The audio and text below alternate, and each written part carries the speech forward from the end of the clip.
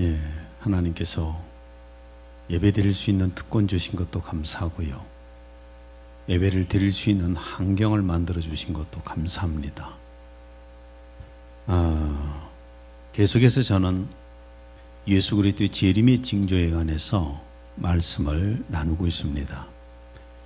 2000년 만에 이스라엘 민족이 독립한 것도 예수님의 재림의 징조고, 다른 민족들이 같이 독립한 것도 예수님의 재림의 징조입니다. 그리고 수많은 이단의 교주들이 나오고, 이단들이 나오고, 또 교회의 목회자들이 타락해서 주님으로부터 멀어져 가고, 또 교회가 타락하고, 이런 것도 다 예수님의 재림의 징조라고 했습니다. 그리고 또한 모든 군대들이 지금 중동으로, 유프라테스 강이 마르면서 중동으로 이스라엘을 향해서 건너오는 것도 아마겟돈 전쟁을 위한 것인데, 이것도 역시 예수님의 재림의 징조입니다. 그리고 지금 우리가 보고 있는 것은 지구의 온난화로 말미암아서 여러 가지 기상이변이나 기후의 변화로 인해서 우리가 전혀 알지 못했던 전염병들, 그 다음에 지금 얼마나 식량난의 어려움을 겪고 있습니까? 또 지진, 화산 폭발, 폭우, 자연재해들, 이루 말할 수가 없습니다. 한번 동영상 한번 봐보세요.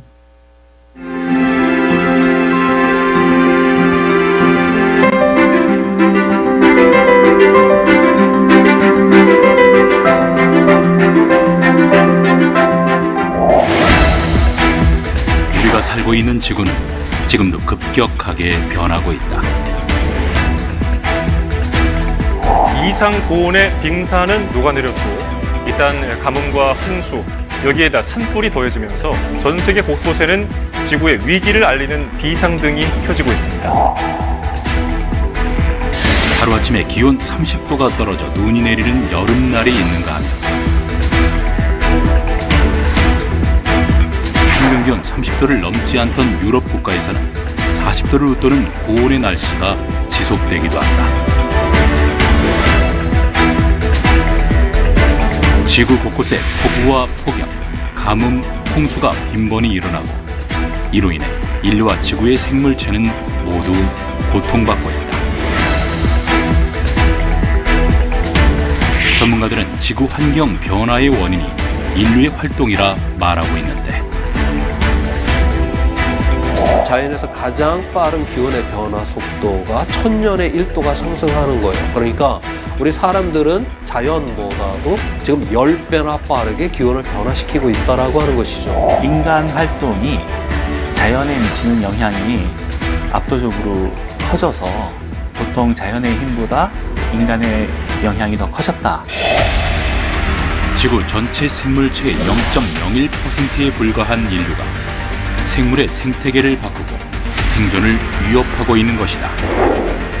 특히 인류가 만들어낸 엄청난 양의 탄소는 이상기후, 해수면 상승, 전염병, 식량 부족에 이르기까지 인류의 생존을 위협하고 있는 것이다. 지금 이 기후 위기라고 하는 거는 우리와 전혀 상관없는 먼 미래에 우리의 후손들이 당하는 문제가 아니라 지금 살아있는 우리 때에 바로 닥칠 수 있는 이런 위기다라고 하는 거죠. 이러한 인류의 활동은 지구에 어떤 변화를 가져왔을까? 인류의 어떤 행위로 인한 그런 흔적들이 이제 지질층에 남게 되기 때문에 새로운 인류세라고 하는 그런 지질 시대를 열었다. 예, 워낙 긴 내용이라 여기까지만 시간상 봅니다. 예수님은 2000년 전에 이렇게 애언을 하셨습니다. 누가복음 21장 11절. 곳곳에 큰 지진과 기근과 전염병이 있겠고 또 무서운 일과 하늘로부터 큰 징조들이 있으리라. 예수님이 이렇게 애언하신 것을 세상에서 증거해 주잖아요. 세상에서 이렇게 애언이 이루어지고 있다고 세상에서 그걸 증거하고 있습니다. 교회는 잠잠하고 세상에서 열심히들 그 예언을 뒷받침해 주고 있습니다. 참 지금 우리는 교회에서는 조용할지라도 세상에서 이걸 증명해 주고 있으니까 정신 차려야 될 때예요.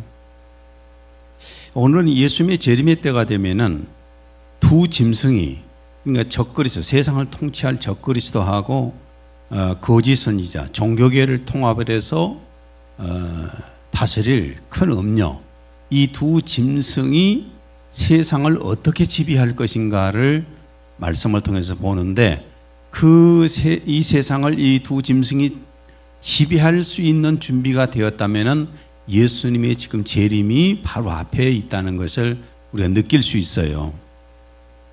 첫째로 볼 수 있는 것은 인공지능을 통해서 세상을 지배하게 될 것입니다.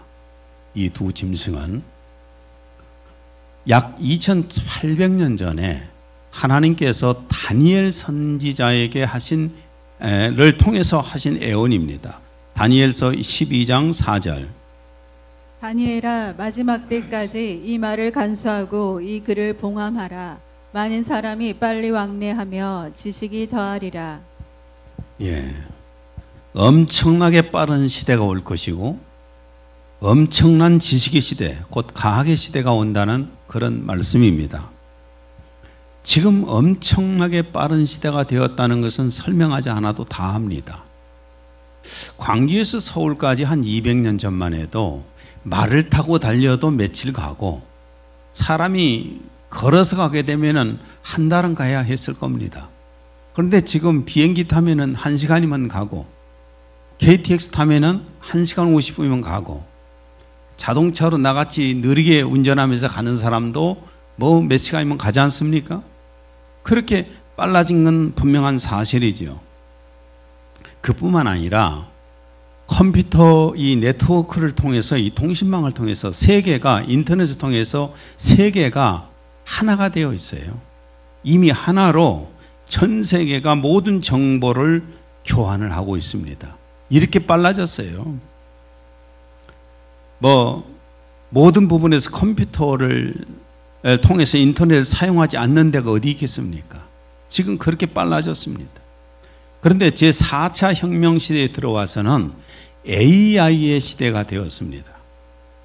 AI의 시대. 모든 부분에 AI 시스템이 정착되지 않는 것이 거의 없잖아요.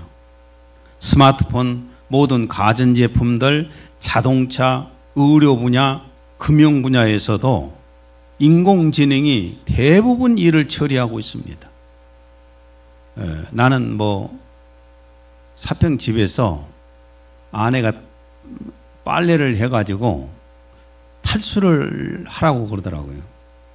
그러고 갔어. 그리고 이제 왔는데, 가가지고, 있는데 전화가 와서 그래요. 탈수기가 한 것이 뭔지를 몰라가지고 가서 계속 봐봤어요. 그랬더니 탈수기라고 써졌어. 탈수기를 눌러도 안 돌아가. 이게 왜 안 돌아가지? 보니까 전원 버튼이 있어요. 전원 버튼을 눌렀더니 그래도 안 돌아가네 또.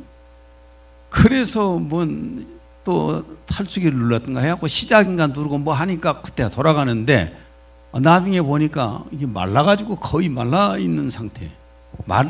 열기만 하면 되잖아요. 요즘은 또 뭐 있죠? 그 말르는 것까지 나오잖아요. 예? 건조기. 이것이 바로 AI가 다 지금 해주는 거예요. 나는 음식점에 가갖고도 깜짝깜짝 놀랍니다. 갑자기 로봇가 옆에까지 와갖고 뭘 서빙해주면 영 거북해요. 예. 우리 같은 스타일은 그럽니다. 요즘은 그래요. 서빙하는 도, 음식을 만들고, 요즘은 집에서 가사도우미도 있잖아요. 미래학자들과 AI 전문가들은 지금 AI가 인간의 지능을 능가했다고 그럽니다. 능가했는가 안 했는가 한번 보실랍니까? AI는 한 사람의 지능이 아니에요. AI는 이 세계에 있는 모든 인류의 지능을 다 담은 지능이에요. 그러니까 AI를 사용하는 사람은 아인슈타인보다도 훨씬 더 높은 지능을 가지고 있어요. 그게 현대라고요. 그리고 인체 일부를 기계로 대체한 트랜스 휴먼이 일반화될 것이라고들 얘기합니다. 그러니까 팔도 기계화시키고 다리도 기계화시키는 이런 시대가 일반화될 것이라는 겁니다. 지금은 AI가 모든 것을 지배하는 시대다 이렇게 봐도 됩니다. 이런 AI 시대는 여러분 사람들의 삶이 앞으로요 더욱더 부익부 빈익빈 현상이 나타나게 돼 있습니다. 사람들의 직업을 AI가 대부분 차지하잖아요. 지금도 대부분 AI가 다 차지합니다. 아직 그래도 직접 의료 행위를 하지 않고 있기도 하고 교육을 별로 많이 안 하고도 있지만은 지금 자리가 점점점 의료계도 그렇고 교육계도 그렇고 AI가 다 차지해 들어가고 있잖아요. 이 소수의 인원만 일하게 된다는 겁니다. 그리고 인공지능 사업과 인공지능 움직이는 사람들만 부가 쌓여가기 시작하고 인공지능에서 밀려난 사람들은 가난한 기초수급자가 됩니다. 어떤 심하게 표현하면 잉여인간이 됩니다. 쓸모없는 인간이 되어버린다는 겁니다. 만약에 지금 AI를 사용하지 않으면 어떻게 될까? 가정, 기업, 의료, 교육, 금융 모든 분야가 운영이 멈추게 됩니다. AI가 딱 멈추게 되면은 우리 금융에서 어떤 거래도 안 돼요. 병원에 가서 진찰도 안 됩니다. 스마트폰, 병원 치료, 은행 업무, 자동차 모든 가전제품을 사용할 수가 없게 되는 거예요. 이 정도면 세계를 지배하는 것이 무엇이냐? AI죠. 이 정도면 AI가 세계를 지금 지배하고 있다고 해도 과언이 아닙니다. AI 시대가 되어 짐승이 세계를 통치할 수 있는 준비가 되었다는 겁니다. 그렇다면 예수 그리스도의 재림은 다가오고 있는 거예요. AI 시대가 이미 되었어요. 성경에 예언되어 있는 것처럼. 또 예수님은 2000년 전에 주님 재림의 징조로 무엇을 말씀을 하셨냐면은 말하는 형상, 휴머노이드 로봇이 나올 것을 예언을 하셨습니다. 15절. 또 그가 짐승의 형상에게 생명을 주는 권세를 받아 그 짐승의 형상으로 말도 하게 하고 그 짐승의 형상에게 경배하지 아니하는 자는 다 죽이도록 하니라. 네. 말하는 형상이 무엇일까요? 적그리스도의 형상, 휴머노이드 로봇을 얘기하는 겁니다. 이 적그리스도의 로봇. 말도 하고 걸어다니고 대화도 하고 세계 구석구석에 말하는 적그리스도의 형상이 있어서 그 적그리스도의 형상에게 경배를 하게 되는 겁니다. 그리고 적그리스도를 경배하지 않는 자는 모조리 다 죽입니다. 적그리스도의 형상에게 경배하지 않으면 한 명도 남기지 않고 다 죽인다는 거예요. 그리고 짐승은 예루살렘 성전에 앉아서 자신이 하나님이라고 하면서 경배를 받게 됩니다. 데살로니가 후서 2장 4절. 그는 대적하는 자이며 또 하나님이라고 불리우는 모든 것과 숭배받는 대상 위에 자신을 높여 하나님의 성전에 앉아 하나님처럼 보여 자신을 하나님이라고 하느니라. 하나님을 부르는 모든 종교들을 다 통합시켜서 예루살렘의 성전을 지어진 성전에서 자신이 하나님이라고 한다고 말해요. 그렇게 하게 된다고 주님이 말씀을 하신 겁니다. 지금 휴머노이드 인공지능 로봇의 개발은요, 엄청난 속도로 개발되고 있습니다. 발전되고 있습니다. 한번 동영상 한번 봐보세요.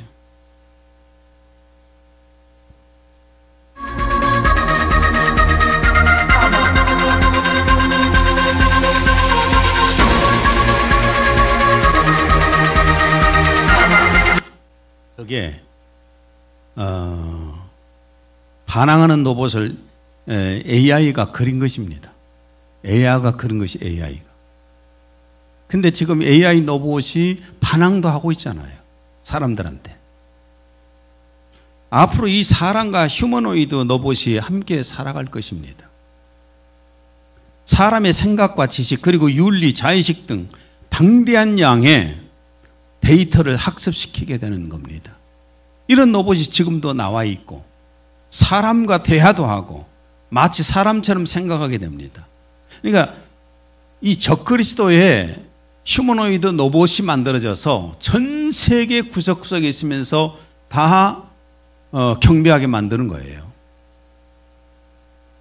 이렇게 형상도 사람과 같고 사람처럼 행동하고 말하는데 뭐 어떻게 구별이 되겠어요? 구별이 안 되잖아요. 요즘 인터넷을 통해서 이렇게 보니까 동영상을 보니까 설교하는 목사들이 꽤 많이 있더라고요. 사람이 아니라 이 휴머노이드 로봇이 설교를 하는 동영상이 꽤 많아요. 근데 나는 처음에 그게 사람인지 인형인지 전혀 구별을 내가 못했어요. 한참을 보다 보니까 밑에를 봤더니 그 밑에가 써진 것이 댓글을 써진 것을 보니까 이게 사람이 아니요. 이런 시대예요. 이건 지금 예수 그리스도가 곧 재림에 올 시기라는 겁니다. 주님의 재림을 우리는 맞이할 준비를 해야 됩니다. 그러니까 AI가 지배하는 세상이면은 이미 주님이 재림하실 시기가 됐다는 얘기잖아요. 또 하나는, 두 번째로는 666표를 통해서 세상을 이 짐승은 지배하게 됩니다. 이 세계 통치자와 종교 통치자가 이 세상을 뭘로 지배하느냐? 666으로 지배하게 되는 거예요. 16에서 18절까지. 그가 모든 자, 곧 작은 자나 큰 자나 부자나 가난한 자나 자유인이나 종들에게 그 오른손에나 이마에 표를 받게 하고 누구든지 이 표를 가진 자 외에는 매매를 못하게 하니 이 표는 곧 짐승의 이름이나 그 이름의 수라. 지혜가 여기 있으니 총명한 자는 그 짐승의 수를 세어보라. 그것은 사람의 수니 그의 수는 666이니라. 예, 666, 666이 나오잖아요.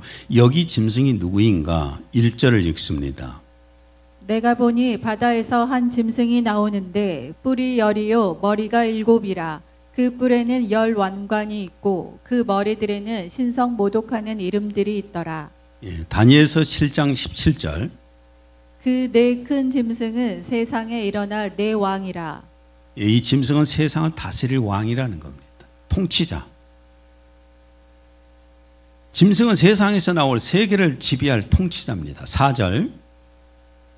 용이 짐승에게 권세를 주므로 용에게 경배하며 짐승에게 경배하여 이르되 누가 이 짐승과 같으냐 누가 능히 이와 더불어 싸우리요 하더라.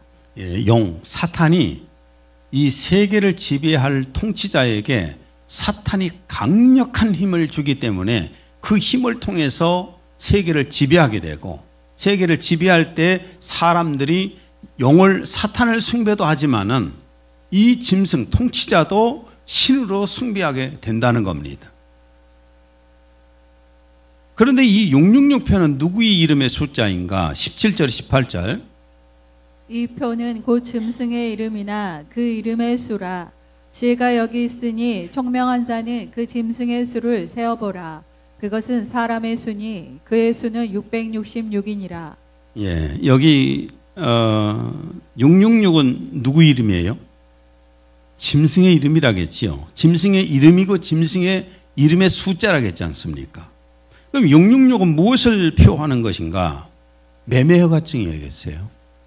17절. 누구든지 이 표를 가진 자 외에는 매매를 못하게 하니. 예, 매매표죠. 매매표. 화폐가 없어지고 모든 세계의 모든 경제를 지배하는 시스템이에요. 이 666이. 지금 제가 뭐 억지로 푼 것이 아니라 이걸 막 사람들은 상징풀이하고 막 이렇게 해서 뒤집어 놓는데 그게 아니라 문자적으로 보게 되면은 성경이 그냥 답을 말씀하셨잖아요. 누구든지 이 표를 가진 자 외에는 매매를 못하게 하니. 매매하는 표예요. 666표가 없으면 직장에서 돈을 받지도 못합니다. 직장생활 해봐야 돈을 받지도 못하고 물건도 살 수가 없어요. 그리고 모든 사람들의 재산이 투명하기 때문에 권력기관에서 얼마든지 통제 관리할 수가 있습니다. 종종 TV에서 보면, 뉴스에서 보면은 그 부자들이 세금 떼먹으려고 금고에다가 막 돈 정해놓고 그러죠. 이런 거 전혀 없어요. 앞으로 현금 사라져버립니다. 그런 모든 경제를 통제하고 매매하는 666표가 무엇일까? 우리가 사용하는 한마디로 바코드예요. 우리가 사용하고 있는 바코드. 바코드가 뭔지 아시죠? 모르세요? 바코드 사용 안 해본 사람 있어요? 한번 제 사진 한번 봐보세요. 이게 바코드입니다. 막대기로든 부호로서 컴퓨터 판독을 할 수 있도록 고안된 굵기가 다른 흑백 막대기예요. 그거 조합시켜서 만든 것이에요. 저거 우리가 볼 때는 그냥 그런가 보다 하고 썼지 뭐 깊이 생각을 해본 적이 있습니까? 생각해 본 적이 없지요. 이것이 바로 666이에요. 한국의 국가 코드가 880에서 881까지입니다. 또 뭐 미국은 110부터 계속 뭐 쭉 있지요. 그 다음에 영국은 50부터 있고 일본은 49부터 있고. 그러니까 우리나라는 쉽게 말하면 그렇습니다. 666, 그 다음에 880, 또 우리가 뭐 사용하는 것들이 있잖아요. 그럼 생산자 번호, 판매자 번호, 그 다음에 상품 번호 플러스 1, 16자입니다. 이것이 저 바코드예요. 그런데 전 세계에 국가 코드를 간장하고 있는 곳이 어디인가? 벨기에 브뤼셀에 있는 나토 본부입니다. 대형 컴퓨터. 나토 본부에 있는 대형 컴퓨터예요. 여러분 인터넷에 들어가서 한번 봐보세요. 얼마나 그 컴퓨터 단지가 십자가식으로 되어 있는데 그 안에 컴퓨터 단지가 큰지 몰라요. 그래서 컴퓨터 단지의 이름이 뭐냐? 더 약자로 B, E, A, S, T인데 합치면 뭐예요? 비스트, 짐승이에요. 아까 누구 이름이라고 했죠? 짐승의 이름이라고요. 짐승이에요. 여러분 영어로 동물은 애니멀이잖아요. 그러면 짐승이 뭐예요? 비스트. 아주 포악한 짐승, 포악한 인간, 짐승 같은 놈 그러잖아요. 이게 지금 현재 있는 브뤼셀에 있는 그 대형 컴퓨터 단지 이름이에요. 근데 이런 것들을 막 부인하면서 그걸 억지 해석 아니냐? 아니 그냥 성경에서 보면 나오는 걸 뭘 억지 해석해요? 또 상징풀이들 요즘은 막 다 합니다.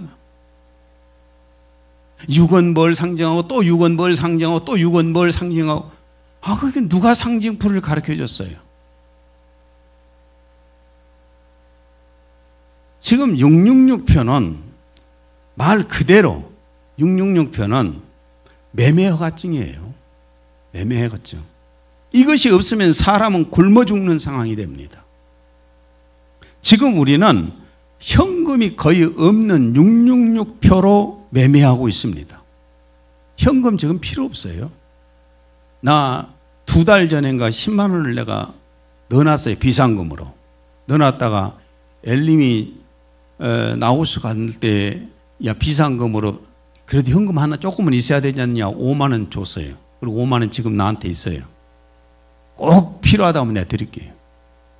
2달 동안 난 한 번도 현금 써본 적이 없어요. 그냥 바코드 표만 가지고 다니면 돼요. 바코드 표가 어디가 있어요? 카드회가 요즘 있죠. 신용카드회가 내 있어요. 근데 뭐 나같이 아날로그 사람들이나 뭐 신용카드 들고 다니지. 요즘 젊은 사람들이 신용카드 들고 다닌가요? 뭐가 있죠? QR코드인가? 이런 거 갖고 다니면서 다니잖아요. 아 나는 너무 신기한 게 그 버스 탈 때 이렇게 엉덩이에다가 지갑을 넣는가 뭘 넣는가 해갖고 싹 가버리면은 해결이 된 것 같아요. 이렇게 봤나? 나는 사실 버스를 몇십 년간 안 타봐서 잘 모릅니다. 모르는데 이런 시대잖아요. 현금 필요 없어요. 근데 너무나 우리는 자연스럽게 생각하잖아요. 근데 2000년 전에 이걸 상상이나 했겠습니까? 근데 이것을 예수님께서 예언하신 거예요. 이제는 현금이 필요 없어진 시대다. 666표로 모든 것을 거래하는 시대가 된다. 이걸 주님이 말씀하신 거예요. 앞으로 이 짐승의 표인 666표가 없으면 무조건 다 굶어 죽습니다. 아무것도 못 사요. 다시 한번 16절 17절 읽습니다. 이 표는 곧 짐승의 이름이나 그 이름의 수라. 아니 16에서 17절.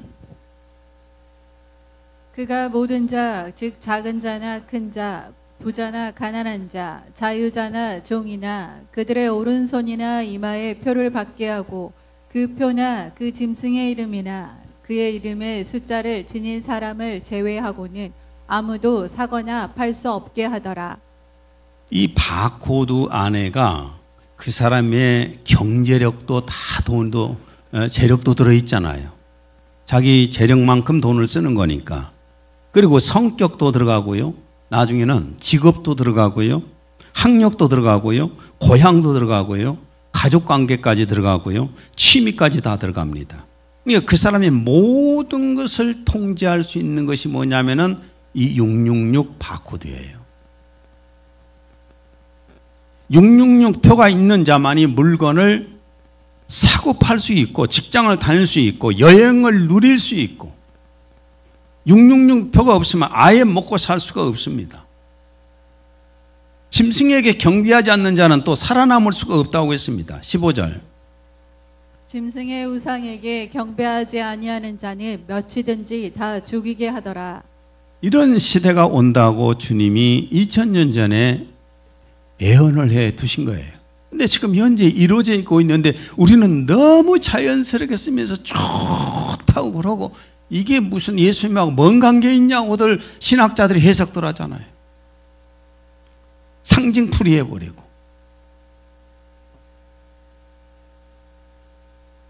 이제 신용카드가 없어지고 결제 시스템인 666표를 받게 되는데 어디다 받을까요? 16절. 그 오른손이나 이마에 표를 받게 하고.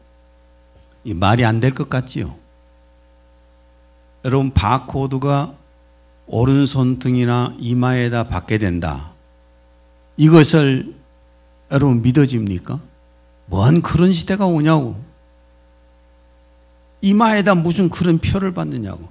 여러분 이마에다가 이름 그 바코드를 받게 되고 손등에다 바코드를 받게 되면은 얼마나 편한 세상이 된 줄 아세요? 가서 일 보시고 이마만 싹 지나가면 돼. 뭐 그 카드를 집어내고 QR 카드를 대고 할 거 없어요. 그냥 이마만 그냥 지나가면 된다니까. 아니면 손등만 대고 가든지. 얼마나 편리해졌어요. 돈 잃어버릴 확률이 없잖아요. 신용카드 잃어버리고 막 쇼를 부를 필요가 없잖아요. 안 그래요? 요즘은 휴대폰 하나 잃어버리면은 그 안에 있는 거 다 잃어버려.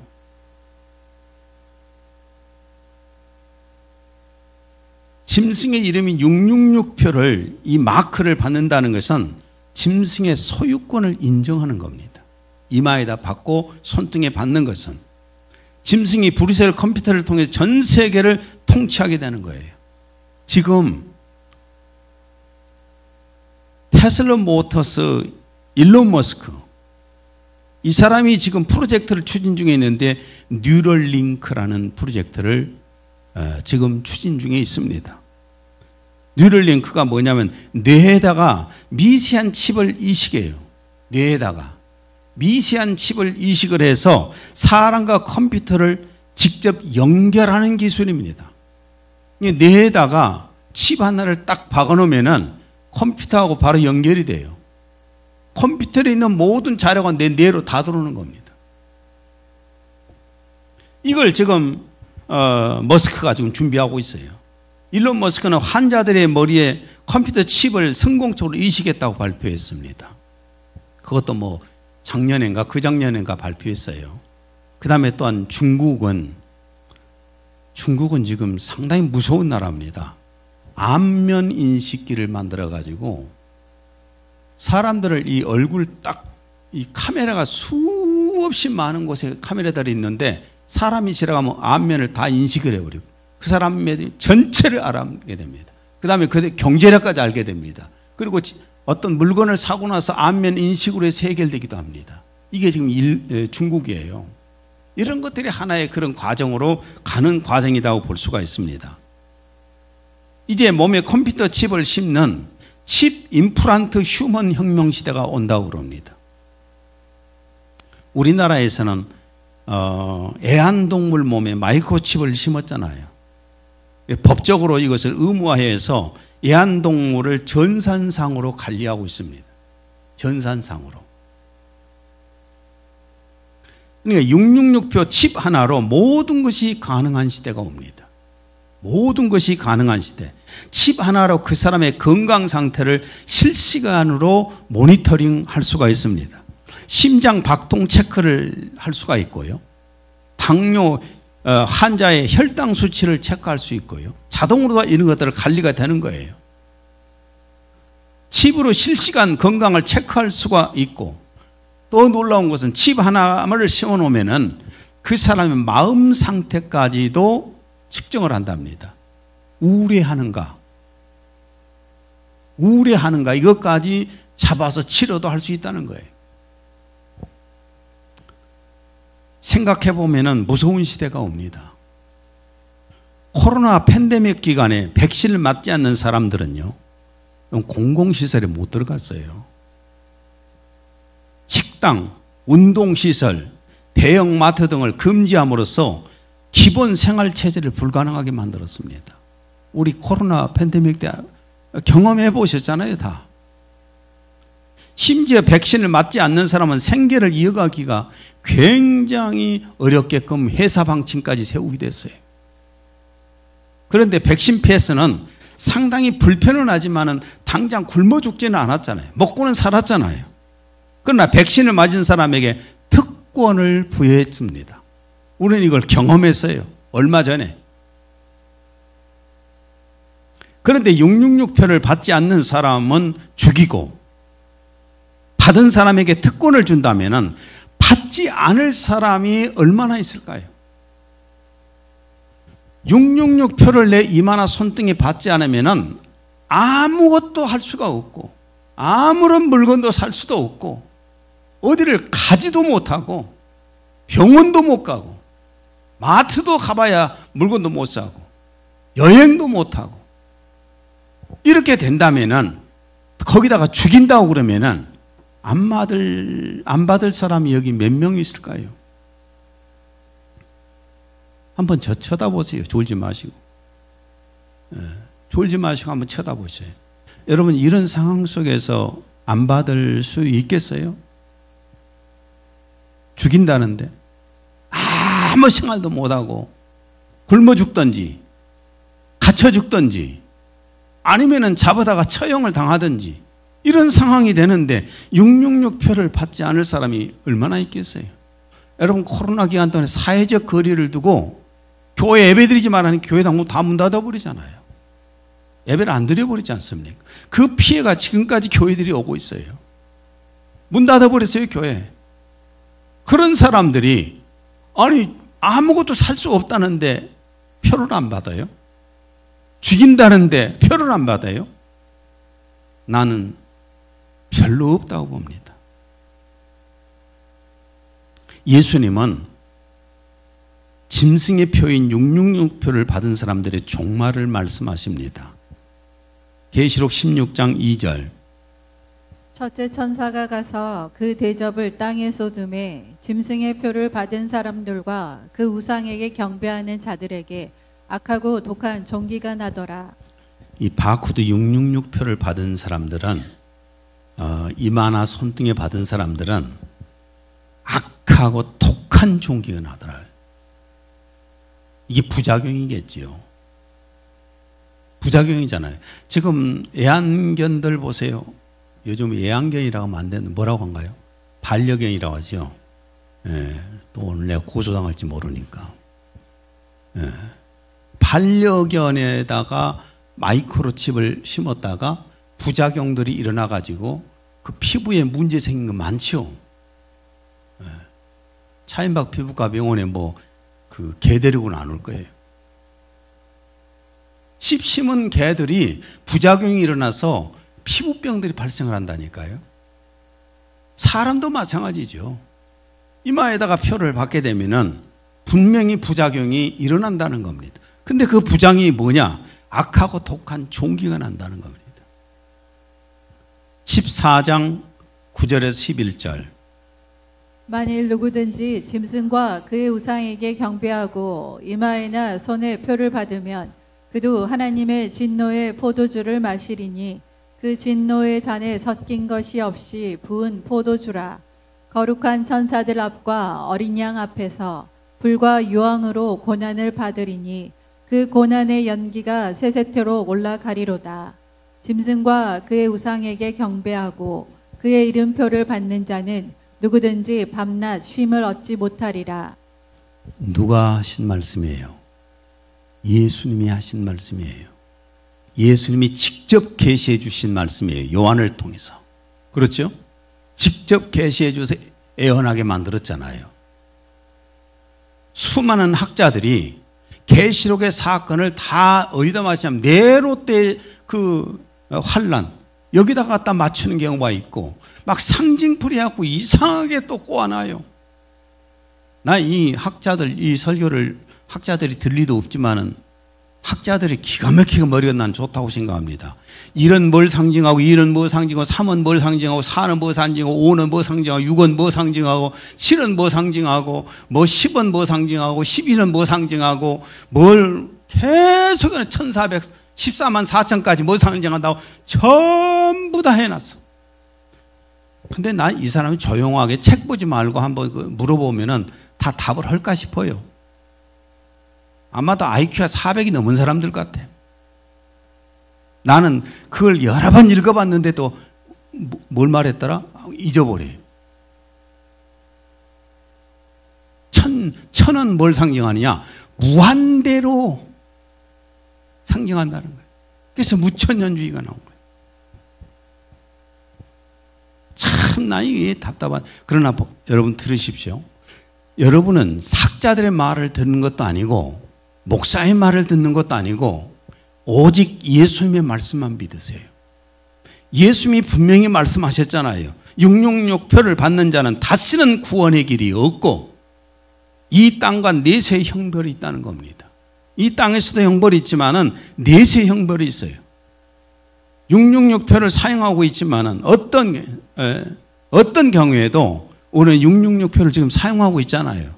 그러나 어떤 경우에도 이마나 손등이 받으면 안 됩니다. 차라리 죽어요. 목숨을 내놓고 순교당하세요. 왜냐하면 잠시 잠깐 순교면은 천국 가잖아요.